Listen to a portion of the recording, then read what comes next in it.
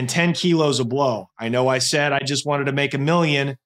2 sounds a lot nicer. And that's when I see the lights behind me start to flash. And I didn't even think, I just hit it. Bam. I started taking off down this residential street, probably 80, 90 miles an hour. He looks at me and he goes, "Fucking say it again, you little shithead. That's another 2 years I tacked on." And I was so stunned. I had no saliva left. I mean, picture the worst bombing that I've ever had on stage as a stand-up comedian, and it could not compare to the dread and humiliation that I had at that moment. And I was speechless. There was no ratting or informing because I could not physically speak.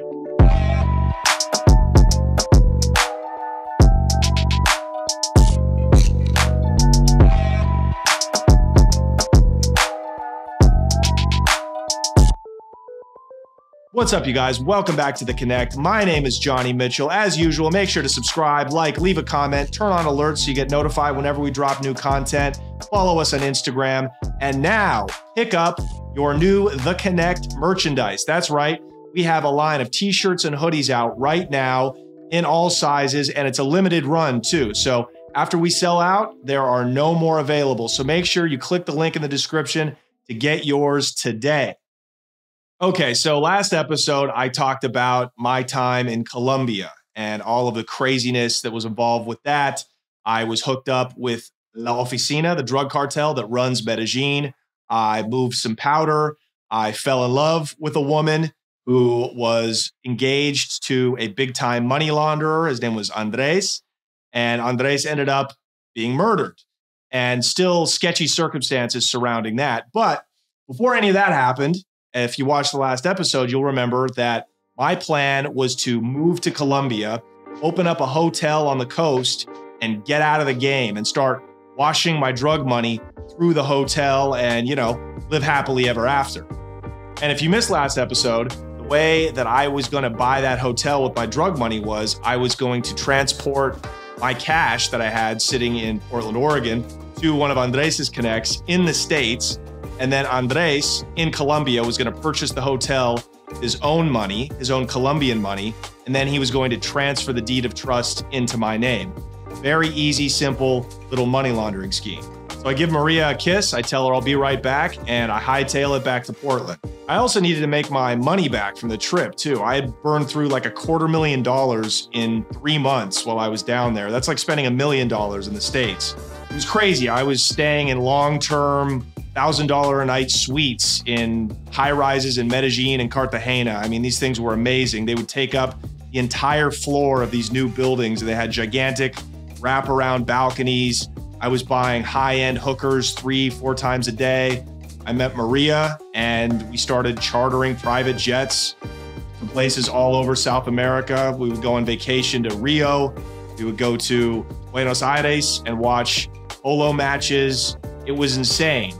So I get back to Portland, and as you know, if you watched the last episode, I had my best friend and drug dealing partner help me load $400,000, and I was getting ready to drive that bitch across the country and give it to Andres's connect. And then 2 nights before I'm about to leave, I get a phone call from Maria. Andres has just been assassinated as he is pulling out of his driveway in Cartagena, and his bodyguard got hit too. All right, let me take a minute to thank our amazing sponsor for today's episode, Cannadips, the nation's #1 CBD dip pouch company. This week, Cannadips is running a special on their Humboldt pack, which includes 4 strain flavors like Pineapple Express, White Widow, Ice Cream Cake, and Granddaddy Perp. You guys, if you don't know by now, Cannadips has the nation's #1 CBD dip pouches, and those are exactly what they sound like. They are pouches that feel like tobacco dips, but they've got CBD in them, so you get all of the benefits of CBD and none of the negative cancer-causing properties like nicotine or tobacco. They sent me a roll of these things last week, and I can't stop chewing them. I take them before I go to bed. It helps with sleep. I take them after I work out for CBD muscle recovery. And I also take them to focus. They've got all the different strains of CBD to help you with whatever you need. I can't recommend these guys enough. Right now, go over to cannadips.com/theconnect. That's cannadips.com/CONNECT NECT for 30% off of the Humboldt pack. You guys, these are an amazing sponsor. I'm so happy to be partnering with them. Support them because they support the show. It's the ultimate way to get off tobacco. There's no smoke, there's no smell, there's no messy cleanup, there's no tobacco juice. You can pop these things on the go on the golf course, around your girlfriend or your wife. I mean, there is no downside to it. Head over there right now, canadips.com/theconnect. All right, let's get back into it. That's when things got the realest they had ever been in my time, my almost decade run in the drug business. I told he was like, "What the fuck were you doing down there, Mitchell?" As a matter of fact, after that happened, decided to retire.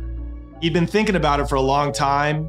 He's always been sharper than me and less greedy too. He knew that the game we were playing had an expiration date, and he had just met a girl.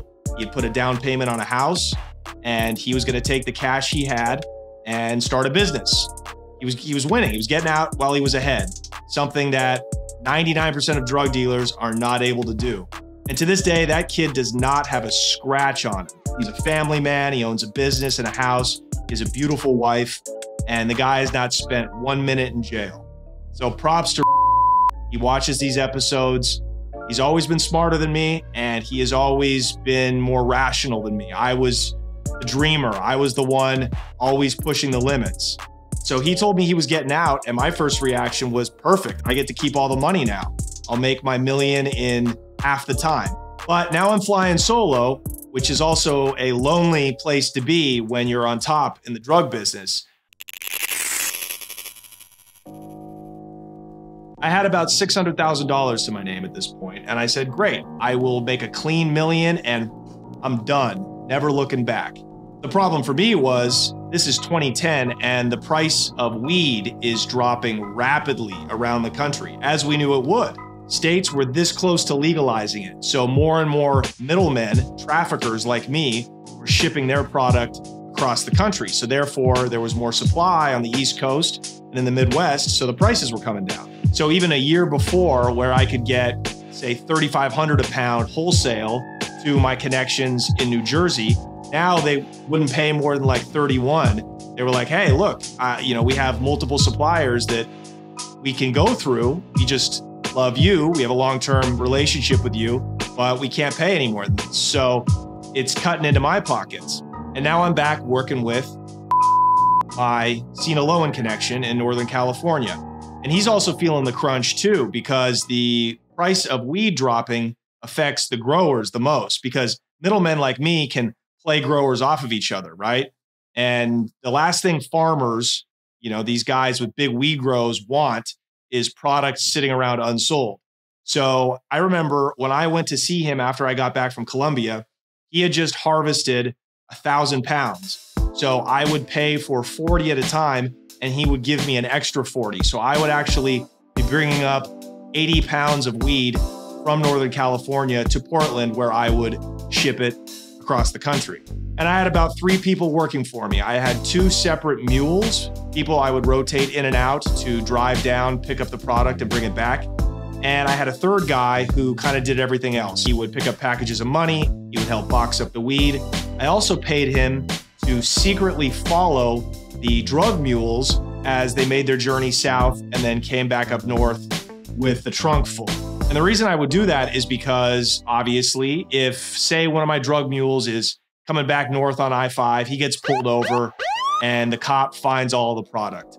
If he immediately starts ratting me out, right? If he says, hey, copper, I'll tell you who the guy is, call him up right now, we'll record it, I'll wear a wire, whatever you want. If they just completely fell to pieces and started singing, then the guy following him would call me.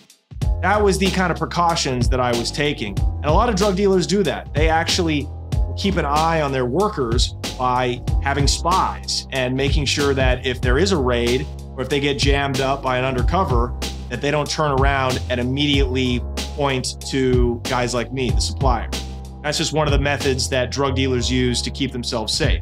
And there's a few other methods, right? And none of them are foolproof. As I've said before, there is ultimately nothing you can do to prevent being arrested if you stay in this game. and sell drugs at the level I was selling it at. You are destined to fall off the cliff at some point. I don't care how good you are, how slick you think you are. But in the meantime, what you try to do is prevent that happening for as long as possible so you can make the most money. One is to avoid the wiretap. Wiretap is the classic way that local cops and feds put cases on people. And that was obviously more prevalent in the old days before cell phones, of course, right? It's very easy to wire up a landline if you're the cops, but it happens today too. Cops have caught up with the criminals when it comes to bugging. And even in Europe, for example, they had an encrypted phone network that drug dealers and criminals could just talk to one another, and it would jam the satellites, and cell phone companies didn't even have access to it. But the cops, Interpol, broke into it, and they could see everything that the dealers from Colombia to London to Amsterdam were talking about, and they brought everybody down. So cops can absolutely get up and tap your cell phone. So in my operation, I used burner phones, or bat phones, we called them back in the day. And I would send a neighborhood kid into a 7-Eleven with his hoodie on, and he would buy up all of the $20 little prepaid phones that they would have on the rack. And I would go through 30 of those a week. I would make one phone call with them and throw it away. I would always let my connects and my buyers know what the next number to reach me on was. And that was it. So if the cops were trying to put a case on me through wiretapping, they would have to go get a new warrant for every single number that I used. Long term, they probably still could have made a case stick with enough work, but the idea was to make it as difficult for them as possible. And you're asking yourself, well, John, what about your buyers on the East Coast? What if they had wiretaps on them and they didn't change their phones and you got caught up in a conversation with them? That's very true. That's why I tried to only use single word text messages or quick phone calls where I never used my name. Because these guys I was selling to, they didn't know my full name. They didn't know my real address. They didn't know anything about me except I was a guy from Oregon named John shipping them weed. So even if there was a wiretap going on them, or even if they were turning around and ratting me out to the feds, they didn't have anything to go on. They would have to open up a whole new investigation in Oregon, in Portland, in order to link me into the conspiracy. The idea was just, again, create separation between you and the crime. Possession is 9/10 of the law, as they say. So the idea was, for me, I want to have almost nothing in my possession whenever possible. Informants are obviously probably the biggest reason that drug dealers go down.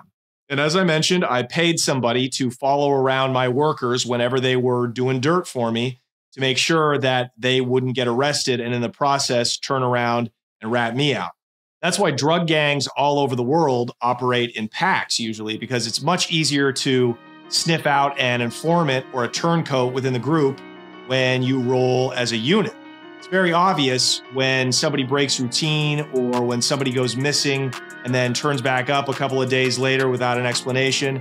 That might mean that they got arrested or they got bagged holding some work, and they were in the interrogation room and they gave up some people, and the cops spit them back out and said, all right, motherfucker, wear this wire and go give us information on your gang. But I was a lone wolf. I was an independent contractor, just a small businessman. So I had limited resources to pay for counterintelligence or counter surveillance. I know a lot of drug gangs actually have people in the police force, or they pay private investigators $1,000 a day to follow around the local narcotics units of the police forces in whatever area they live in to see if they are following that gang. I couldn't really do that. I didn't have the kind of criminal connections, and I didn't want to spend the money, frankly. So I was definitely vulnerable, and I knew it. Police use informants in all kinds of ways, but the most common is probably the buy bust. That's when the cops will give an informant, snitch, marked money, and they will send him into a drug house to buy the drugs and come back and give the drugs to them. They then take pictures of it, send it down to the judge's office, and then they write up a warrant, and then they go raid your house. And the laws vary from place to place, obviously, right? In Portland, when I got our stash house raided, our lawyer told us afterward that the cops had to get 2 controlled buys in order to get a warrant. It all kind of depends. I mean, the FBI, the feds can do almost anything they want. I've heard of dealers who got their houses raided with warrants by an informant simply telling the cops that, yeah, I bought heroin from that house. That was it. And that's the flaw in the war on drugs. That's why you see all these people getting their houses raided by SWAT team members and shot to death, and then turns out they had the wrong house. So that's the buy bust. That's why you never, as Biggie Smalls said, sell crack where you rest at. You never, ever, ever, doesn't matter what level of the game you're at, sell drugs from the place that you live. And I'm guilty of doing that many times over in my drug career. But if you listen and hear one lesson that I give from these videos, it's that you never keep the work where you sleep. There's also the reverse busts, and those are a little less common nowadays. They usually happen at the higher levels, but that's when an undercover cop or an FBI agent will actually pose as the drug seller and wear a wire while he's selling drugs to an unwitting dealer, and they will take the guy down that way.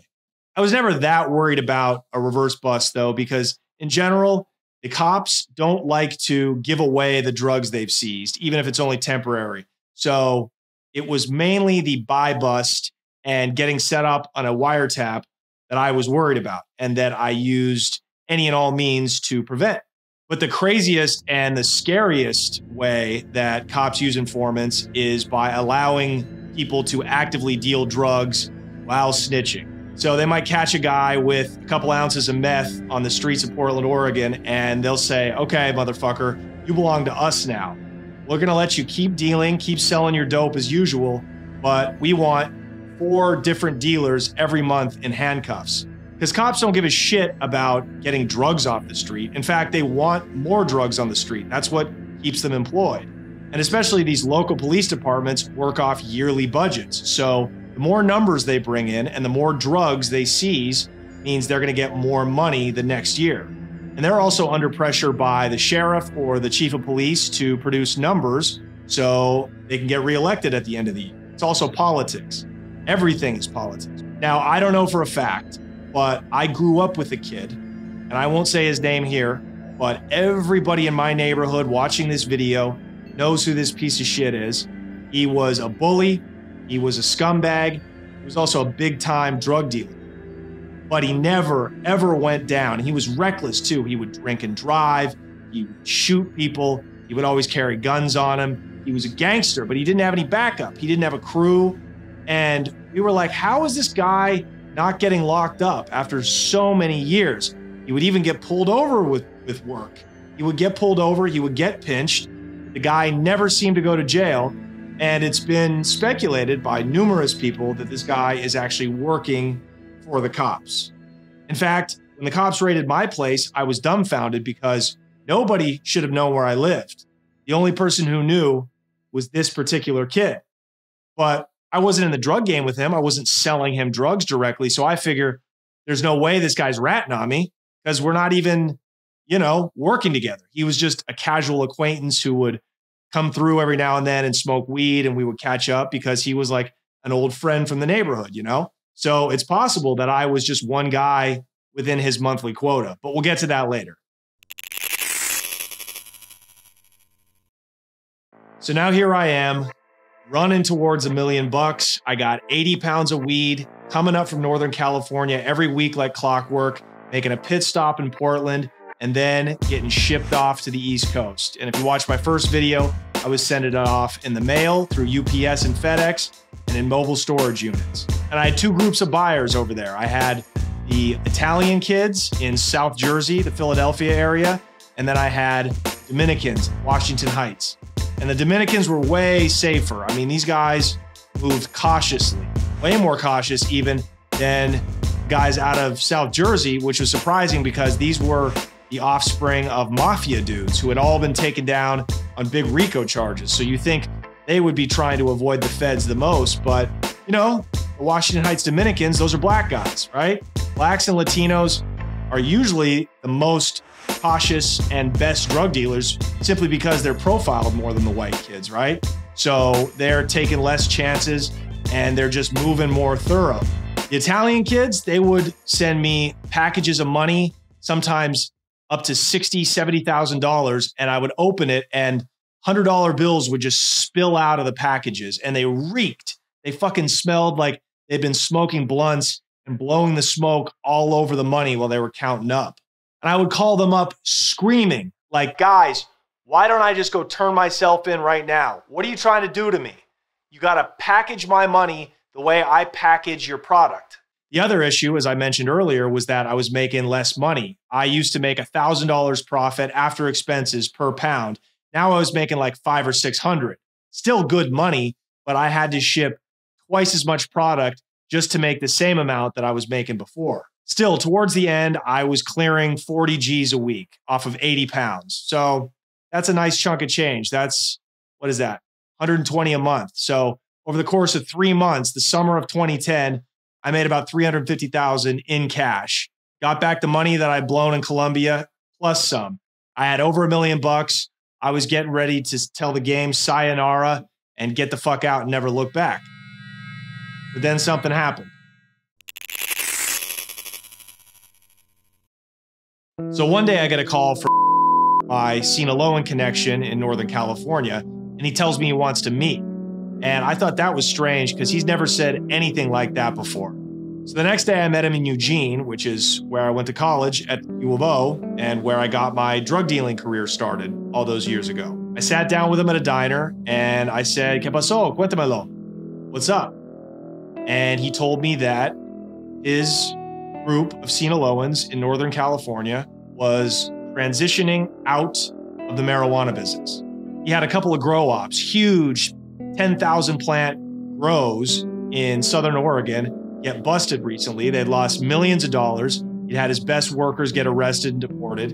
And plus the price of weed was dropping and dropping. And he was like, look, this is becoming not worth it for me to grow and sell weed anymore. So what he wanted to do was dial in on cocaine. Now, obviously, had been dealing in hard drugs for years, meth, coke, heroin, but he was purchasing them on the state side. So he was paying 17 to 20,000, whatever the markup was for the kilos after they crossed the border.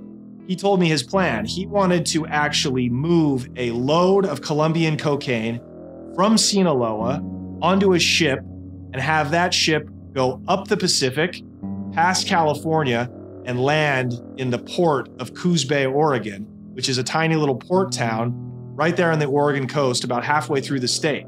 So think about the money potential, right? So instead of buying a kilo for 20 grand after it's already crossed the border, could buy it for 4 grand in Mexico and have him bypass the middlemen, the mules, and the other dealers who would actually cross the drugs for him. And he could just pop it up directly into his market in the Northwest. He told me he wanted to do a test run with 200 keys, and he was going to hide them in a big avocado shipment from Mexico. He had just opened an avocado business, and he had an avocado farm, so he had an easy way to actually get the coke in the avocados onto the ship. What he needed was somebody to receive it on the state side.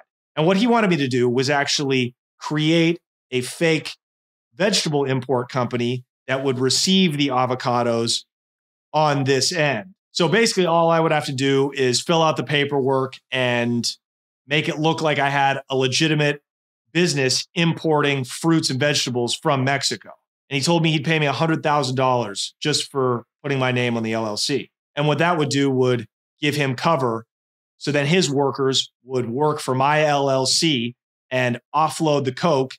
As soon as it made it through customs in the port of Coos Bay, his workers would take the boxes of avocados with the blow in it and put it into a warehouse to await. And I thought that was quite the caper. I thought that was pretty fucking cool. But, $100,000, I was making that in 3 weeks. I told him, look, man, I'm getting close to retirement. I can't take that type of risk. I'll tell you what. Instead of money, give me 10 bricks of blow from that shipment and zip, we'll call it even. He said, perfect. 10 bricks, I can turn that into $1 million bucks. Fuck 100,000, So we agreed and we arranged for me to go down to Coos Bay and select a warehouse and using money and my LLC purchase warehouse space where we would actually store the avocados with the drugs hidden inside once they made it from Sinaloa. And that sounded like the perfect plan to me. Even if the drugs got intercepted, I just own the fruit company. I was not the one who actually loaded the boxes of avocados in Mexico onto the ship. I had plausible deniability. There were many ways that I could beat the case, worst comes to worst. And 10 kilos a blow. I know I said I just wanted to make $1 million. 2 sounds a lot nicer. You see the greed at play? Do you see how greed and fast money can completely corrupt a person's morals in this game? And I just couldn't stop it. I could not help myself. I told myself this is my retirement plan, but sometimes the game will force you into retirement. September 8th, 2010, that is the day that it ended. You never forget the day that your world comes crashing down. And it sounds so cliche too, like Ray Liotta in the third act of Goodfellas, right? I kept hearing helicopters, but it's true. You always wake up on the day you get arrested feeling strange. I woke up and I was supposed to go down to meet in Coos Bay. In a couple of days, I had some money arriving from the East Coast, 2 packages, and I just felt shitty. I was depressed. I had all this money. I felt like Tony Montana when he's slumped over the table, rich as fuck, and he's like, is this what it's all about, money? I felt completely alone in the world. That's very true. The higher you ascend in the drug game or any criminal game, the lonelier you are. I had to lie to my parents. I was ashamed to even show my face at family events. I would have to tell them I was, working for a marketing company. And when they all really knew the truth anyways, I was isolated from my friend group from college. They had all gone legit. Even my best pal and my partner in crime had gone straight. So I just was completely alienated from the civilian world. And the criminal world, there are no friends. So I just kind of was internalizing all that on the day that I woke up, and I said, okay, well, I gotta get going. I gotta go get my money. I mentioned before that I had several different locations around Portland that I used to receive money packages from the East Coast. I had stash houses, I had shipping centers, and I had PO boxes. This particular day, both of my money packages were arriving at my PO boxes. So I got in my car and I went to collect the first one. Now keep in mind, I used workers for every part of my business. I didn't touch the product at all at this point. I had somebody bringing my cash down to California, bringing the pot back, keeping it at a stash house. I had somebody else bagging it up and another person to drive it to wherever it was getting shipped off from. The drug money was the only thing that I actually handled myself. All of the other elements of my business were hands off. I had people working for me doing the dirty work. They would drive down to Northern California. They would drive back with the product. They would ship it out. They would do everything besides collect the money. That was what I wanted to do. I couldn't trust anybody that much. I felt like I had to be the one to collect and receive the money that was coming in from the East Coast. In hindsight, that was a mistake, but that was just a piece of the business that I felt like I had to be involved in personally.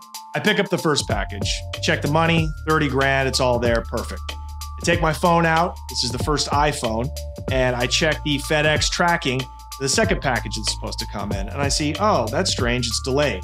Now remember, I said in previous videos, if a package of product or money is delayed for any reason, it's a dead package. For security, it should be considered done. But for whatever reason, I said, okay, I'm gonna give it a little bit of time. I went and had some lunch. I made a few phone calls and I checked the phone again. It says that it's been delivered. I said, okay, great. Whenever a drug dealer starts thinking that way, he's really heading for a collapse. Any kind of, oh, great. There are no coincidences in the drug business. It's a much too sensitive and precarious game to be taking any kind of unnecessary chances. The whole thing is taking a chance, right? The entire business is a gigantic roll of the dice. So you don't roll wherever you don't need to. But when you go as long as I did without getting arrested, when you had as much money as I had, any criminal will just start to get lazy. They'll just start to get a little soft and kind of rest on their laurels. And that's what happened to me. So the money package had arrived at one of those like shipping stations where I kept a little P.O. box. And it was only about a mile from my house. It was in the neighborhood. So I walk in, I say, hey, I signed for it. I picked it up. I walked out. I put it in the trunk of my car and I started driving back to my apartment. And at this time, I was living in a townhouse in a very nice area. I'm talking about my next door neighbor was a lawyer and the guy on the other side of me was a surgeon. It was a nice, quiet, white neighborhood. And I waved hello and goodbye. And I, gave the kids noogies. And I was just living like, a very affluent neighbor, all-American boy that you would want living in your neighborhood. It was a complete double life. And nobody knew where I lived. That's the other thing as a high-level drug dealer, to keep yourself safe. You never wanted to have an apartment in your name. You never wanted to have your car in your name. I didn't even have a bill in my name. Nobody, except for one person, the kid who I think may have given the cops my location, knew where I lived. The only thing that made my operation dirty was that I kept a bunch of money in this apartment. I had bricks and bricks of money stashed all over the place. I had a safe next to my bed where I kept 150, 200 grand at all times, but I had no work. I never kept any product there. So I'm about a half a mile from my house and I see two Suburbans kind of in unison get in the lane behind me. And immediately I knew this was trouble. They followed me for a couple of blocks and they started to get closer. And I was like, all right, well, there's no way I'm going home. We're going to go for a little ride. I pull up to an intersection and instead of going straight towards my house, I take a right. And that's when I see the lights behind me start to flash. And I didn't even think, I just hit it. Bam. I started taking off down this residential street, probably 80, 90 miles an hour. And I see the cops. I expect them to start chasing after me. I wait for the helicopter to start flying over my head, but it didn't come. And I said, that's so fucking strange. And later on, I talked to my lawyer and he said, that's actually a mandate of a lot of local police departments. They do not give high-speed chases through residential areas because if they kill a kid who's walking across the street, they could be held liable. But I didn't know it at the time. I was driving like my life depended on it. I took a right, I took a hard left, I took another right, and then I parked the car, hopped out, closed the door, and I started running. And I started jumping through fences, darting through alleyways. This was my neighborhood. This is where I grew up. I know every other family, probably willing to hide me. I took off the hoodie that I was wearing, I threw it into the garbage can, and I just started walking casually around my neighborhood. And I was shaking, I was sweating. I walked into a 7-Eleven to buy a cigarette. I didn't even smoke, but I was so on edge, I had to calm down. And I did that for about 2 hours. And I was racking my brain. I was spinning my wheels. I was like, who's snitching on me? Which one of my workers knew that I had money coming in that day from the East Coast? And the answer is nobody. They didn't know where I received my money from. So it probably couldn't have been one of my workers. And later on, I would find out that they had put a little tracking device into the money package. And about 2 hours have gone by at this point, and I decide that it's safe to walk back to my house. I'm leaving the car with the money stashed on that little residential street. The apartment was not under my name, and I said, okay, I'm probably fine. Nobody knows where I live. So 10 minutes later, I'm back at my townhouse, and I'm looking up and down the street, nothing. And I said, okay, maybe I just dodged a fucking bullet. I walked into my house, I locked the door, and I went and I hid under the covers. And I was like, I'm not moving for a week. And I closed my eyes and I wake up to the loudest pounding I have ever heard. And I was like, yep, they found me. And you can always tell a police knock. It's very obvious. It sounds like they're already kicking your door in. So I get up and I look through the window and I can see that they got the house surrounded. So I said, you know what? I give up. I'm going to fight this out in court. Because what do I look like as this kingpin running from the cops? You know, real kingpins usually don't run. They don't put up a fight. They pay lawyers to do the fighting for them. These guys were Portland vice cops. So it was not the DEA. It was not Homeland Security, not yet anyways. These were just local pigs. They were not in SWAT gear. They were just plain clothes, and there was no kicking in the door or anything. I opened the door for them, and they showed me the search warrant, and I said, no problem, guys, come on in. I don't have any weapons. They had their guns drawn, but I wasn't made to get on the floor. I just turned around, they cuffed me up, and they proceeded to search the house. I could have made them get a warrant for the safe that I had, but I said, what's the use? They're going to get a warrant. So I gave them the code to the safe next to my bed. They took out whatever, $200,000 in cash right there. They quickly found another 300 or 400 that I had hidden in the house. So that was a nice haul right there. It hurt. It hurt bad. The first thing that happens when you get collared, when you get arrested, especially as a drug dealer, they immediately sit you down and they want to make a deal with you. And good cops will treat you like not only you're their buddy, but like they're your savior. They're like, hey man, we can get you out of this. You're a good kid. You got a future. You got places to be. Let us help you. For being high school educated jocks, cops are pretty well trained in psychology. So as a couple cops are searching the house and bringing out the drug money, the other two are sitting me down and they're talking to me. They're saying, hey, look, we got enough here to probably give this over to the feds and give you a nice 5-year stretch. So work with us here. Who are you picking up from and who are you shipping it to? So right there, I knew that they didn't know anything. When cops ask you questions, especially when they ask you the same question over and over again, that means they don't know anything. That's why they're asking you questions. If the DEA had kicked in my door and said, Mitchell, it's time to go, and just led me solemnly into the back of a police car, I would have known I was fucked. That means they got a RICO case on you. They got all the evidence they need. They have an indictment signed off by the judge. They don't need to ask any questions at that point. These cops are grilling me over and over. Where are you sending your stuff? Where are you picking it up from? So right there, I felt a wash of relief just for the fact that I knew it wasn't my buyers on the East Coast or, God forbid, the Sinaloans were actually ratting on me. But still, in the back of my mind, I was like, how the fuck do these guys know where I live? And I kept asking them that. And they would just chuckle at me like, you wish we would tell you that, scumbag. And of course, what they wanted to do was kick me out right away. They wanted me to immediately get back out on the street and start picking up drugs so they could make their busts, right?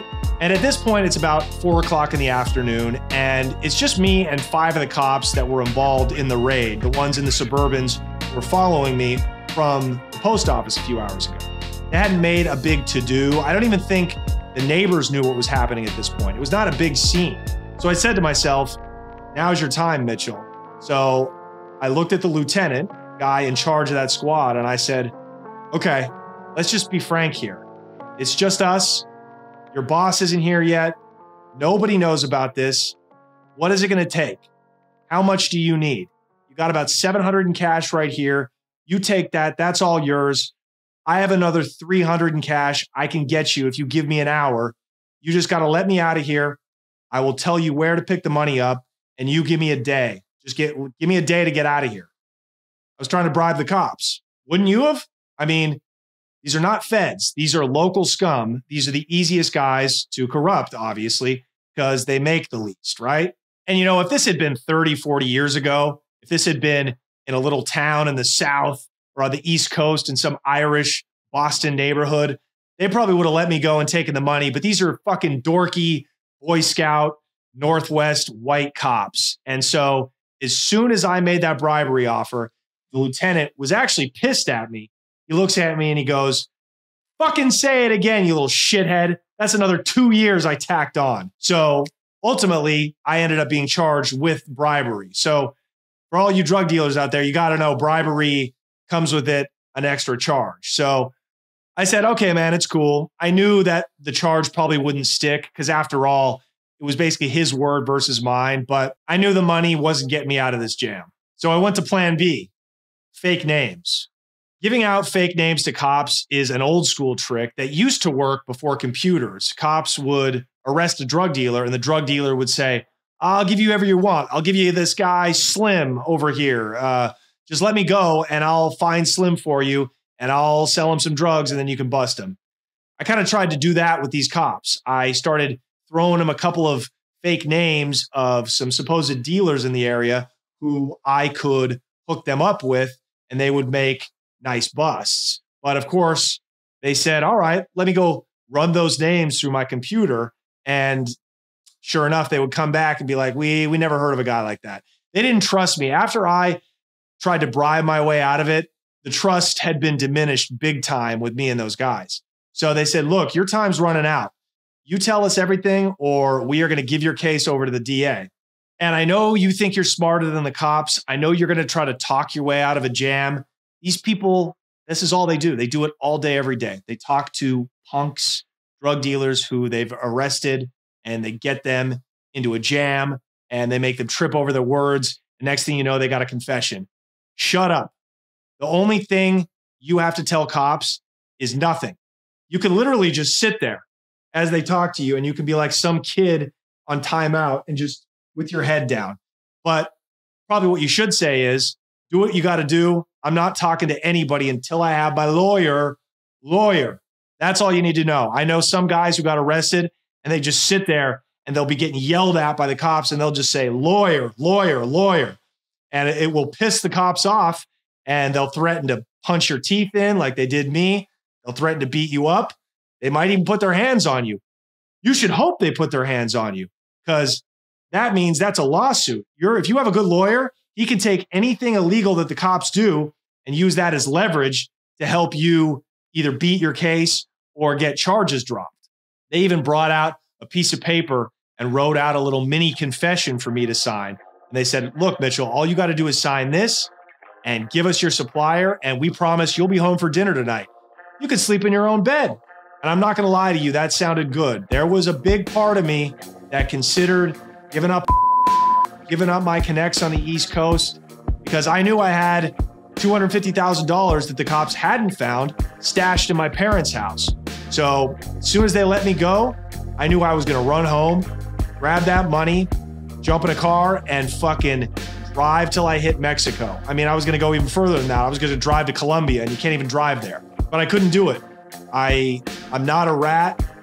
And you know, let's face it, they hadn't caught me with a bunch of incriminating shit. All they had was money. Now they had a ton of it, but I had a great lawyer and I said, you know what? We're going to fight this thing.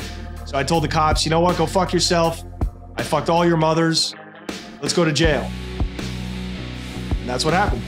They called a cruiser, cuffed me up, and they took me to Multnomah County Jail, the downtown detention center. So now I'm getting driven into the bowels of the Multnomah County Jail, which is the main downtown jail in Portland. And the first time anybody goes to jail, it's the most out-of-body experience because you're in the belly of this giant bureaucracy and you don't know how anything works and nobody tells you anything. And the first thing that happens is the cruiser, the police cruiser, will take you into the basement where they offload prisoners. And as I was driving down there and I was looking at the sunlight disappearing as we were going into this ominous basement, I thought, there's some guys who will never be leaving this place. That's the last real daylight they'll ever see in their lives. So the first thing they do is take your shoelaces and line you up with all the other guys fresh off the street. Bums, white guys who got DUIs, everybody. And I was this drug kingpin. They lump everybody together. And the initial pat down is when you still have your street clothes on. You walk up, put your hands on a desk right there. They search you, and then they send you to basically what looks like an airport little waiting room where you watch TV and you wait to get assigned to whatever cell block in the jail that you're going to be assigned to. So as I'm waiting in line with all of these other losers who had just been fresh arrested and taken off the street, we're almost up to the desk where we get our initial search, right? And there's this black dude in front of me, puts his hands on the desk, right? And he spreads his legs. And as he's being patted down, by the jail guard. The guard's like patting down his chest area. I see this little white thing fall out of his pants. And I look down, it's a crack sack. This guy's got what looks to be a half an ounce or a whole ounce of crack. And I know it's crack because I've seen it before. It's that little off-white yellow pebbles. And I said, oh my fucking God. And I look at the guy and I just see a bead of sweat running down his face as he looks forward getting searched. He doesn't say anything. And the guard said, okay, you're good. Next person. And I walk up there and I'm getting patted. I'm getting searched. And an orderly starts walking by. And orderlies are people in jail, inmates who do stuff around the prison to make a little bit of money. They're guys who are in jail working. And this guy's sweeping the floor. And as he walks by me, I look over my left shoulder as I'm getting patted down. He looks down, sees the sack of crack, looks up at me, and sweeps the ounce of crack into the dustpan and keeps moving. Whatever that black guy was owes that orderly 5 years of prison time. That was an ounce of crack. That's Fed time. So that was my introduction. That was my very first 5 minutes in county jail. So then they take your shoelaces, they give you back your shoes. And again, you're still in your street clothes. You're in a waiting room with everybody else that's been arrested. And it's really scary because these guys who have been taken in off the street haven't been strip searched. So somebody could easily have a weapon on them or a glass pipe or something that the cops didn't find during the initial search. So I had my head on a swivel that whole time.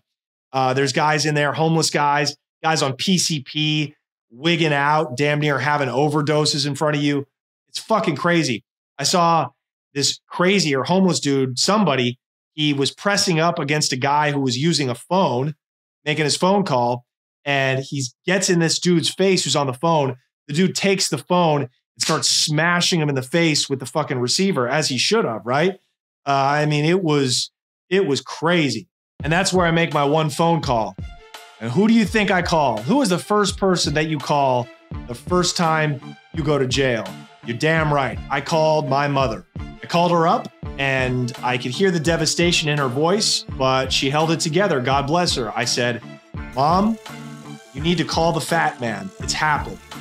And the fat man was code for my lawyer. This guy named Gorski. I'll shout him out. That's his real name. One of the best defense lawyers in Portland. And he's an obese guy, got 4 fingers on his right hand, and my whole thought process was, let me get the fattest lawyer possible because somebody with enough money to eat like that's got to be winning some cases.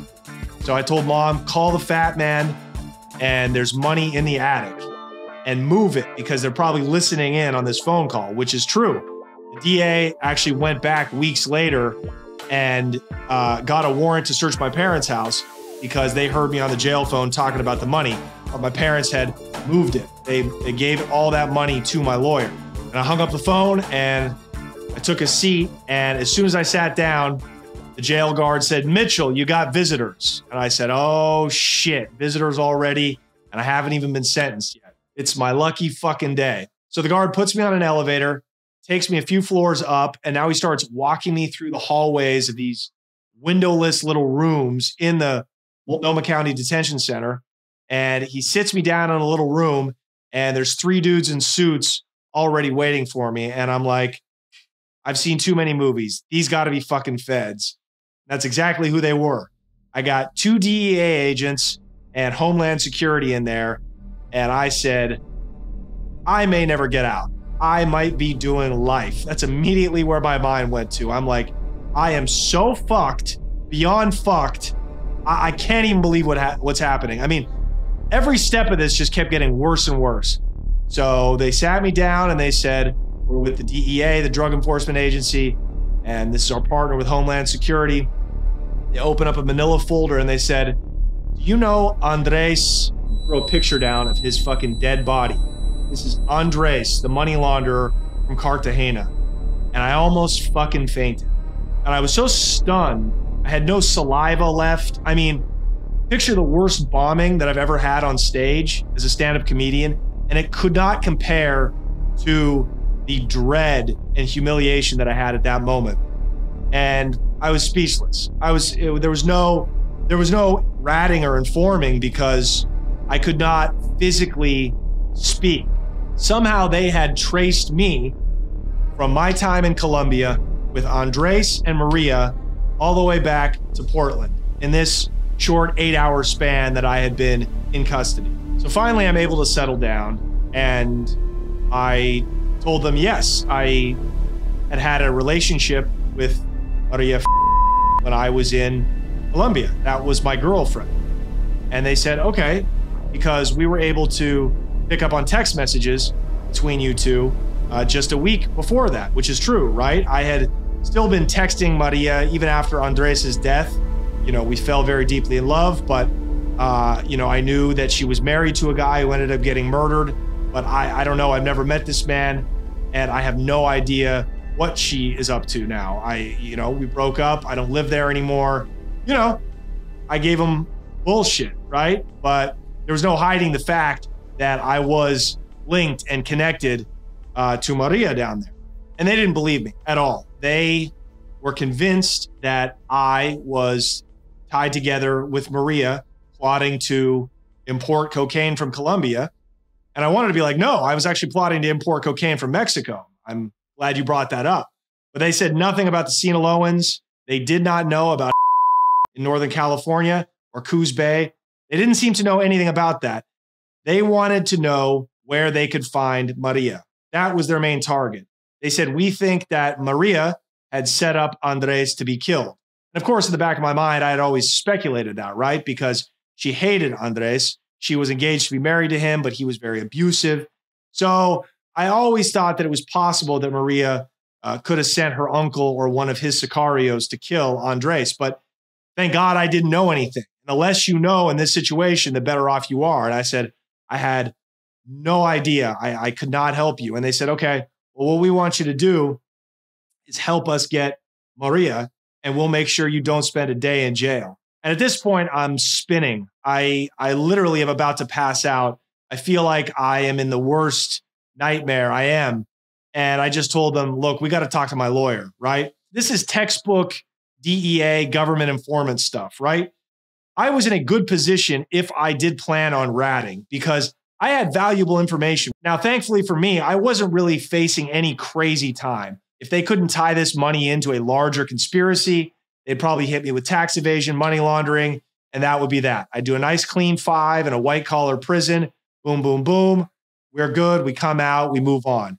But my lawyer also said, look, I'll respect any decision you want. You do have valuable information that these people want. If you give them a cartel member, if you give them Maria, you'll probably walk out of here today and you won't have any felonies on your record. You'll be able to move forward with your life, your nice white boy life, and, you know, you won't be any worse for the wear. But I would be worse for the wear. I'd be walking around with a jacket. I would be walking around as a snitch. And look, if Maria could have Andres touched, if from Sinaloa knew that I lived in Portland, I mean, they could have found me. They were not offering me any witness protection or anything like that. So there was that concern too, right? Walking out and being gunned down by one of these groups. So that and living as a rat was just something that I was not going to do. And these DEA agents, they were actually pretty nice people. They just said, look, you have information. We know you are linked to one of these people. We found you with almost $1 million in cash. You are facing 20 years in prison. They always throw the craziest number at you too, right? In a calm way, which is even scarier. They told me, you can walk out of here today. We just need you to cooperate. We need you to help us. We need you to be part of the team, man. And of course I said, look, there's no discussion or negotiation or anything like that until I get the fat man in here. And they said, okay, well, spend a couple nights in jail and let us know, or your lawyer will let us know when you're ready to start talking. And I said, okay. Because at that point, I just needed to sleep because this had been the most unbelievable day. I had had one day enough for a lifetime. So then the Fed said, okay, we'll be in touch. And they walked out of the room and the guard walked back in. He cuffed me up, took me to a little room. He strip searched me. First time that's ever happened. That's a lot of fun. And he threw me my jail clothes, my jumpsuit, and he walked me to my cell. And that night in the cell, I had the best sleep of my life. It was a guilty man's sleep, you know? It was like all of that stress and lying and adrenaline that I had kept for so many years was just let go. And I was free in a way, even though I was locked up. And man, I enjoyed that sleep because the next 450 sleeps were pure hell. The next day I wake up and there's a guard at my cell door and he says, "Mitchell, you got a lawyer visit." So he walks me down the hall to the visitation room. There he is. There's Fat Man Gorski, 8 a.m. waiting for me. I love that man. And he sat me down and he said, "Kid, the feds want you. You're getting charged with federal racketeering and money laundering." And I said, "Well, what does that mean?" And he goes, "That means you're facing life." All right, you guys, that's been today's episode. Thank you so much for tuning in. Make sure to turn on alerts so you get notified whenever we drop new videos. We'll see you next week.